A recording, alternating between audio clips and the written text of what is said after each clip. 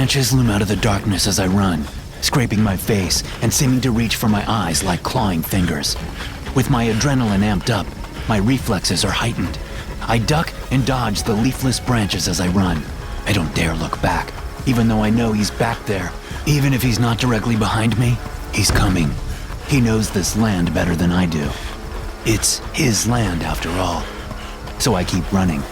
A tinge of hysteria rises in my throat and prickles the back of my neck. This is not how tonight was supposed to go. Not at all. It was supposed to be a good time, a triumphant time, a lucrative time. But it has turned into a living nightmare. I'm pretty sure Selena is already dead. Maybe even Hector too. And if I can't make it back to the house, their deaths will have been for nothing. If I can't get out of here alive, there will have been no point to all this that has happened to us tonight. I see a clearing ahead, bathed in pale moonlight. It's a good 50 yards from one side of the clearing to the other. It wouldn't surprise me if he was already out there, waiting for me to step out of the woods. I'd always heard he liked to hunt. I wish I had known just what that meant. Maybe I could have done something differently. Maybe I could have prepared better. I slow down as I approach the edge of the trees, finally risking a glance behind me. It's dark, especially in the trees, so I can't see too well. I study the darkness behind me for a few long moments, hoping my eyes will pick up any movement. They don't. Nor do my ears pick up any sounds other than the normal night sounds of the countryside. Way off in the distance, a train horn sounds, like some lost and lonely animal with a broken leg, crying for help, or for mercy. The train is going through town. Maybe if I just head that way, I'll find my way there by morning. Maybe that's the best thing to do. No, I've already sacrificed too much to give up now. I need to get back to the house. After that, I can leave, even if it means walking all night. I stop behind a big pine tree and kneel, catching my breath. Levi! I jerk at the sound of my name being whispered from the darkness to my right. Ricky? I ask. That you? Ricky appears from behind a fallen tree 15 yards away. His black hoodie and matching sweatpants are dirty. His Nikes are stained with mud. He's a big guy. He played linebacker at school, but he never got any scholarship offers. He's stuck in this shithole of a town just like I am. This was supposed to be our way out, our way to break the cycle. But we didn't want it to be like this. He hurries over and kneels next to me. Where's everyone else? He asks. I don't know, I whisper. Everyone just ran in different directions. It was chaos. Have you seen Selena? Ricky asks. Selena is his girlfriend. Or was, anyway. I shake my head. I don't have the heart to tell him I think Selena is dead. I need him thinking clearly. He's the biggest and most athletic of us all. If he and I work together, maybe we can get out of this thing. I think we should circle back to the house, I say. Maybe Selena's there. That's our best way out of here anyway. Get to the house, find our keys, haul ass out of here. Ricky is silent. I can tell he doesn't like the idea. And if we can't find the keys, maybe we can find some weapons to fight back, I say. Anything is better than running around out here, waiting for him to find us. Ricky considers this for a long moment, then nods. Yeah, he says. Okay, let's... An arrow slams into Ricky's head, knocking him aside. He falls down, then sits back up and tries to yank the arrow out of his head. But it doesn't come out. Move them, Scylla, he says, looking at me with unfocused eyes. Then he falls back down and goes still. Another arrow zips out of the woods and thunks into the tree a few inches from my face. I lunge to my feet and run out into the clearing. I run for my life. As I do, a fit of insane laughter erupts from the woods behind me. I directed my truck down the long dirt driveway, cresting a ridge and bringing the house and barns into view in the miniature valley below. Look, I said, after taking a swig of my beer. He already has the fire going. Woo! Ricky shouted from the front passenger seat. What a gracious host! I laughed, along with Selena and Nova, who were both in the back. We'd all been drinking for a couple of hours already, and the mood in the vehicle was one of excitement and anticipation. Glancing into my rearview mirror, I saw the headlights of Hector's car coming up over the ridge. The bonfire was raging in the wide space between the house and a new-looking barn. An old ramshackle barn sat well back from the house, no longer used for anything more than storage. A single figure stood near the bonfire, waving at us. The girls snickered in the back. Ricky shook his head and took another drink of beer. I parked in front of the house, and Hector followed suit. Hector and Ross got out of Hector's car, and the rest of us got out of my SUV. We grabbed all the booze and supplies we brought and headed over toward the bonfire. Kent met us halfway, wearing jeans, a flannel shirt, and beat-up boots. He was a skinny kid, about 5'5" and maybe 120 pounds. He'd always been shy and more than a little socially awkward. I'd known him for years, although I was a grade ahead of him, and we hadn't ever been friends. What he lacked in size and muscle, he made up for in enthusiasm. "Can I carry something?" he asked, looking up at me like I was a Greek god or something. "Sure," I said, handing him a case of beer. "Take one or two while you're at it." "Thanks," Kent said, reaching into the cardboard box with one hand while struggling to balance the case with the other. "How long is your brother gone tonight?" Ricky asked. "He doesn't come back until the bar closes," Kent said. "So at least 2 o'clock. Ricky smiled. "That's great. Thanks for having us over, man." "You're welcome," Kent said with enthusiasm. The rest of my crew giggled. I turned and glared at them, shutting them up. I didn't want them to ruin this for me. We set up shop around the bonfire. Nova, my girlfriend, got some music going on her portable speaker. Ross and Hector headed over to the new barn to grab a table from inside for beer pong. We'd brought cups and balls and beer. We just needed a table. And Kent was more than happy to oblige. Without me asking, Ricky urged Kent to drink quickly.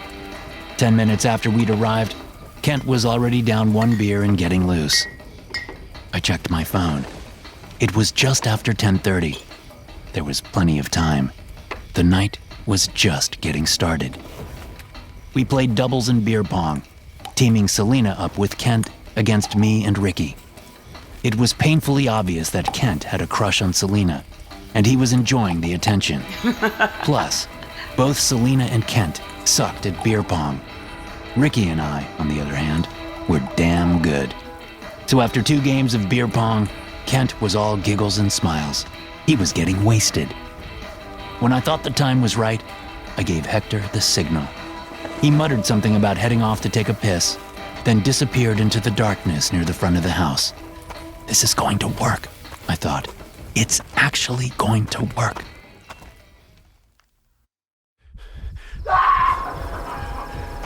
The insane laughter fades as I reach the other side of the clearing, dodging into the trees. Once I'm a good 20 yards into the woods, I change direction, heading left. I need to circle back to the house. Once again, I stop behind a tree and peer back the way I came to look for movement and catch my breath. The laughter has stopped now, but that doesn't mean anything. He could be anywhere. The sound of the arrow sinking into Ricky's skull plays on repeat in my head. But I'm still alive, and if I don't make it out of this, all our work will have been for nothing. I must survive. But not just survive. I need to walk away from this property and be able to thrive, which means I need to get back to the house. So after scanning my surroundings one more time, I take off again, angling back toward the house. After moving across the property in stops and starts for 15 minutes, I spot the house and the 2 barns. I'm on a low, wooded hill behind the buildings. The bonfire is nothing but a pile of glowing coals. The occasional breeze ignites blue-yellow flames here and there, which soon die out as the wind changes. I wait in the woods and watch for several moments. If I'm going to do this, I need to do it right, which means I can't rush in. I need to be smarter than him. I'm sure that there are weapons stashed somewhere around. I remember the shotgun from earlier. If I can find that. A flash of movement catches my eye as someone dashes across from the new barn to the house. It's Ross. Ross is still alive. This changes things. I glance around wildly, my heart thumping, and then run out of my hiding spot, headed directly for the house. The moonlight feels like a spotlight shining on me as I run, following my every move. I imagine a line of spectators watching from the trees and from the windows of the house. They are all armed, and they all have a bead on me. They're just waiting for the perfect time to make the kill shot. Of course, this is ridiculous. If anyone's watching me, it's only one person. But that one person is who I need to worry about. I reach the house, somewhat surprised to not have an arrow sticking out of me. I lean against the side of the two-story structure, gulping down breaths. I haven't run so much since Coach Boyle kicked me off the football team. After a moment, I make my way toward the front door, glancing in the side windows as I go. I don't see any sign of Ross inside. Just rooms cloaked in dark shadows and furniture hulking the infinitely patient monsters. I find the front door standing wide open. I slip inside and head directly for the basement door. It's only the second time I've been inside the house, but I know exactly where the basement is and what its layout is like. It's a basement I don't think I'll ever forget, even if I live to 100. You will live to 100, I tell myself, and you'll do it like a fucking king. The house is dark, and I don't dare turn on any lights. If he's out there watching, he would see. The basement door is open on the dark stairwell. I step into the doorway and peer down, seeing the telltale glow of a flashlight beam. I hear rustling from down there. It's Ross. It must be. I step onto the first wooden stair, placing my foot at the edge so it won't make a bunch of noise, but it still creaks. The rustling from the basement stops. I curse under my breath, knowing I've given myself away. So I move down the stairs swiftly, no longer caring how much noise I make. Given the layout of the basement, there's only one way to turn at the bottom of the stairs. I expect to see Ross standing near the shelf with the paint cans, but he's not there. Instead, I just see the flashlight, still on, lying on a shelf near some paint cans. The beam shines out from the shelf toward my face, making it hard to see the rest of the basement. On the floor at the foot of the shelf are 10 empty paint cans, their lids discarded. I look to my right, taking pains not to peer into the area under the stairs. I don't want to see what's there. Not again. Ross steps out from behind another cluttered shelf. He has a duffel bag slung over one shoulder, and he's holding a shotgun. The same shotgun from earlier. He's pointing it at me. "Ross, it's me," I say, trying to keep my voice steady. "Just me." He steps closer, more of the flashlight's illumination washing over him. He says nothing. "Let's get the hell out of here," I say. "Did you find the car keys?" Ross says nothing. He's still pointing the shotgun at me. Something comes over his face. It's a look I've seen before, back when Nova and I hooked up for the first time. Ross thought she was his girl, but she wasn't. She was mine. And I made it clear that night, right in front of him. He looked like he wanted to kill me back then, but he didn't say anything. He didn't do anything. Now, he has that look on his face again. Only this time, he has a shotgun. This time, he's going to do something. And before I can make a move, he pulls the trigger. Ricky and I stood slightly behind Kent and Selena, who were sitting in 2 camp chairs near the still roaring fire. I had sent Hector to search the house over an hour ago, and I was starting to get antsy. So was Ricky. He didn't like to see his girlfriend flirting with Kent, even if it was for the greater good. I could see him getting more agitated with each passing minute, and it didn't help that he was chugging beers like Prohibition was starting tomorrow. He had a mean streak in him that came out when he was drunk, so I'd suggested he slow down on the booze. But Ricky had ignored me and continued drinking. That was when I knew he was good and drunk. Usually, he did what I asked, but not tonight. It worried me, and I wished Hector would hurry up so we could get the hell out of here. Selena was leaning toward Kent's chair, her arm on Kent's arm. whispering in his ear. Kent was having the time of his young life. He was laughing and whispering back into her ear, and occasionally touching her leg like it was a dangerous but alluring animal. Nova and Ross sat nearby in 2 other camp chairs. Nova danced in her chair, singing along to the music from the portable speaker. Ross gazed at her, sulking like he usually did when he got drunk. He still wasn't over Nova, but he knew he couldn't touch her. She was mine. Still, I knew Ross wasn't a threat. It was Ricky I had to worry about. He was the one who could mess this whole thing up. "Let's walk to the barn," I said to Ricky. "Take a look out there." "He said it's in the house," Ricky said without looking at me. "He suggested it's in the house," I said. "But who knows? His brother could have moved it without telling him." Ricky was silent for a long moment. "This is bullshit," he said. "Fucking bullshit." I was about to respond when Hector came up and tapped me on the shoulder. "I can't fucking find it, man," he said. "This place is a sty. There's so many hiding places in there. It'll take me all night to search it all." "That's it," Ricky said, tossing his beer can aside and stomping over toward Selena and Kent. "Ricky, wait," I said, grabbing his muscled arm. He yanked his arm away and said, "That's it, bitch boy." He yanked Kent out of his chair by the neck. Kent's eyes swam with confusion and fear as Ricky hoisted him up by the neck. "Where's the fucking money?" Ricky yelled. "Where did he hide it?" I thought about stepping in, but the cat was out of the bag now. I'd wanted to do things the easy way, but somewhere in the back of my mind, I knew that the situation could get a little messy if everything didn't go to plan. Kent said nothing. He just struggled against Ricky, trying to free himself. Selena looked on with obvious pride, her eyes hungry in the way they always got whenever Ricky bullied someone. Ross and Nova both looked on, not really surprised at the turn of events. They knew Ricky as well as I did, after all. "He can't talk if you're choking him," I said. Ricky glanced at me and then set the kid down, loosening his grip on Kent's throat. "Where's the money, asshole?" Kent looked to me for support. "Might as well tell him, kid," I said. "No telling what he'll do if you don't."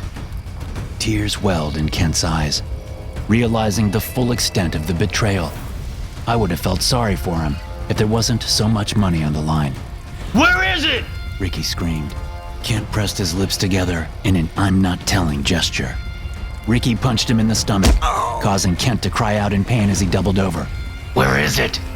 Kent still didn't answer, so Ricky hit him again, this time in the face.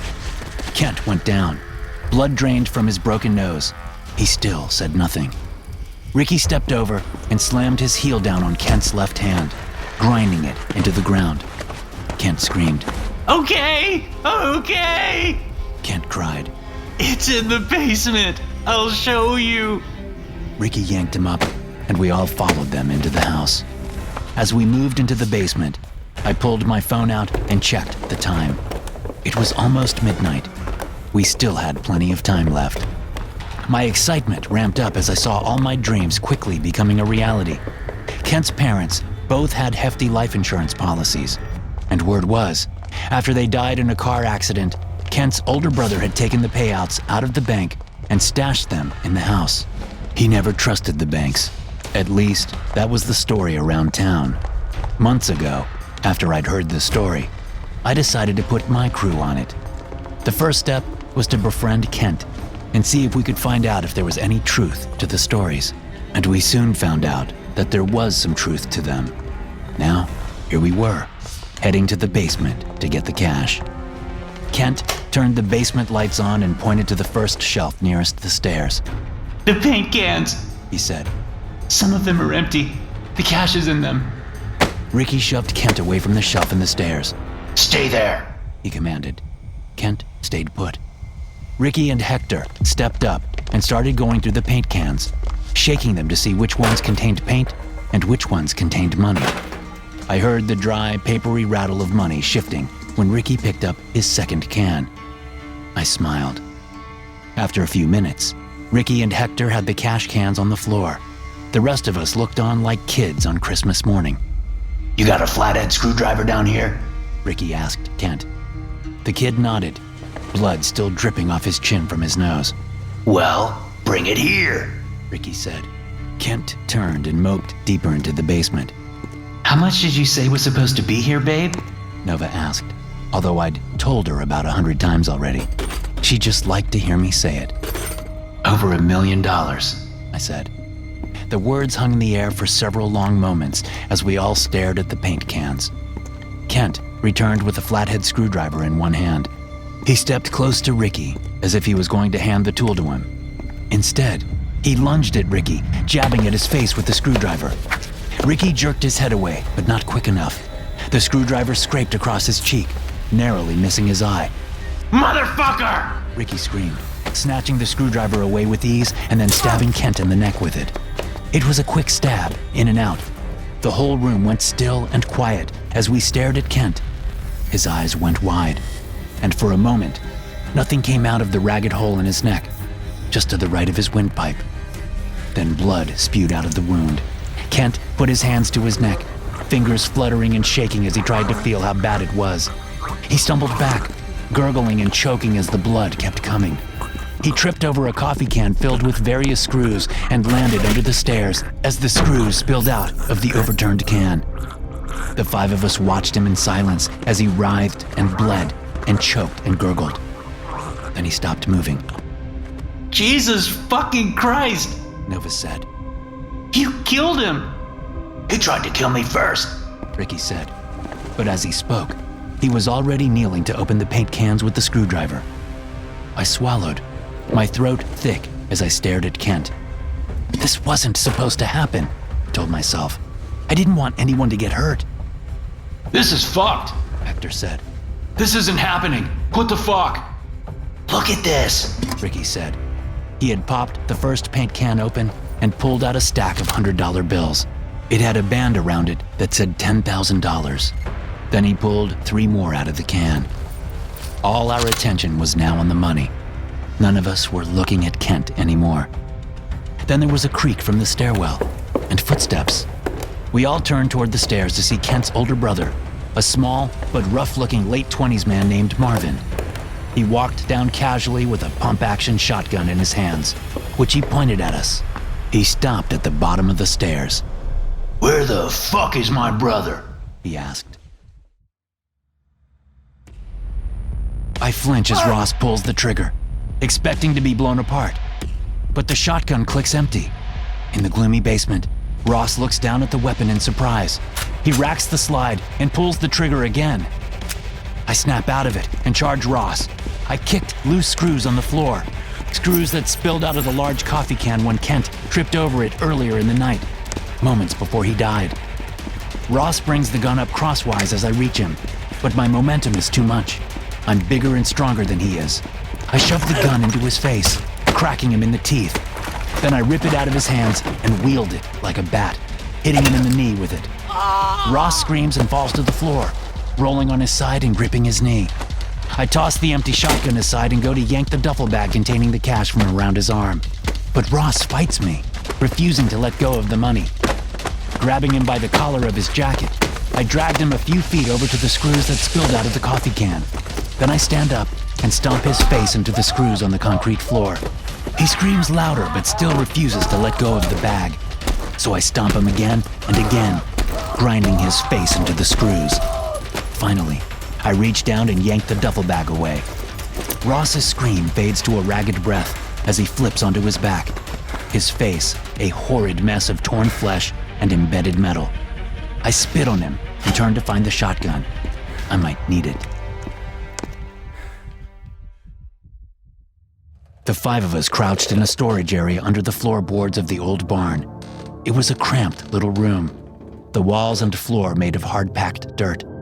The ceiling was made of the floorboards of the barn above. Marvin had corralled us into the makeshift cell after finding us in the basement. For a moment, after he'd seen his brother, I felt sure he was going to kill us all with his shotgun. Not because he had screamed or made a scene or even had any sort of clear outward reaction. It was the way he had looked at us after he'd seen his brother lying under the stairs, a ragged hole in his neck. Marvin didn't even ask which one of us had done the killing. It was plain to see he thought we were all responsible. You think he's calling the cops? Hector asked. What the hell do you think? Selena snapped. Of course he is. We're so fucked. Not me, Ross said. This was all his idea. He pointed at me. And Ricky was the one who killed the kid, Nova said. Fuck that kid, and fuck all of you, Ricky said. You rat me out, I'll do the same to you. So you better just keep your mouths shut. There were several moments of silence after Ricky's proclamation. I spoke up for the first time since we'd been forced into the storage area. Did anyone hear him lock us in? I asked. Of course he locked us in, Ross said. You think he remembered to take our phones and our car keys but forgot to lock us down here? The guy knows what the hell he's doing. I'm just saying, I said. I don't remember him locking us in. He just slammed the door and walked away. Okay, so try to open the door, Selena said. Ricky, give it a shot, I said. Fuck you, you do it. I looked at the short wooden staircase leading up to the door in the ceiling. It was worth a shot. I moved up the steps and pushed the door overhead, gently at first. It moved a couple of inches. I pushed it more. It opened 6 inches. It wasn't locked. Holy shit, Hector said. Let's get the fuck out of here. I opened the door the rest of the way, but I didn't like the feeling I was getting. It felt like a trap. But I stepped out into the barn anyway. The other 4 followed me, and we all gathered at the barn door. Maybe this is locked, Ross said. It's the only way out. Hector stepped up and tried the door. It opened. I'm going to make a run for it, he said. Who's coming? This doesn't feel right. Nova said. It's a trap. A trap? Hector said. You kidding? This isn't a goddamn movie. I don't want to be here when the cops get here, so I'm going. What about your car? Ross asked. I'll say someone stole it, Hector said. I'm coming with you, Selena said, stepping up beside Hector. They waited for anyone else to say they were coming. After a moment, Ross said he would. All right, I said. Let's all go. Run for the driveway and the road. Okay, Hector said. On 3. He counted to 3, and then he and Selena bolted out the barn door. I stepped up and held the barn door open to see what would happen. Ross moved tentatively out into the night, peering around as Selena and Hector neared the dying bonfire. I think we're good, Ross said. Then Selena screamed. Hector stumbled, an arrow sticking out of his back. Selena, still screaming, veered away from him. Then an arrow appeared in her back. She stumbled and fell. My view of her was blocked by an old riding lawnmower sitting near the new barn. I thought I knew where the arrows were coming from, so I took off in the other direction, running as fast as I could. I heard Nova scream my name, but I kept running. I didn't know what had happened to Nova, Ricky, or Ross. I just kept running, and I made it into the tree line. Branches loomed out of the darkness as I ran, scraping my face and seeming to reach for my eyes like clawing fingers. With my adrenaline amped up, my reflexes were heightened. I ducked and dodged the leafless branches as I ran. I didn't dare look back, even though I knew he was back there. Even if he wasn't directly behind me, he was coming.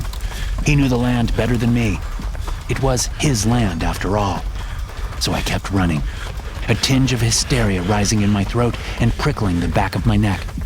This was not how tonight was supposed to go. Not at all. It was supposed to be a good time. A triumphant time. A lucrative time. But it had turned into a living nightmare.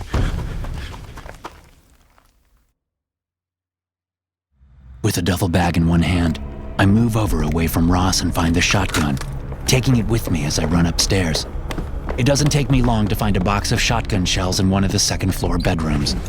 I load the shotgun and pump a shell into the chamber. After a bit more looking around, I find a spare key to Marvin's truck. With the bag thrown over my shoulder, I head downstairs with the shotgun up and ready. I pause at the front door, looking around for any sign of Marvin. His truck is parked near my SUV and Hector's sedan. It's positioned to block us in, but now that I have the money, I'm not too worried about leaving my SUV behind. I'll take Marvin's truck and disappear.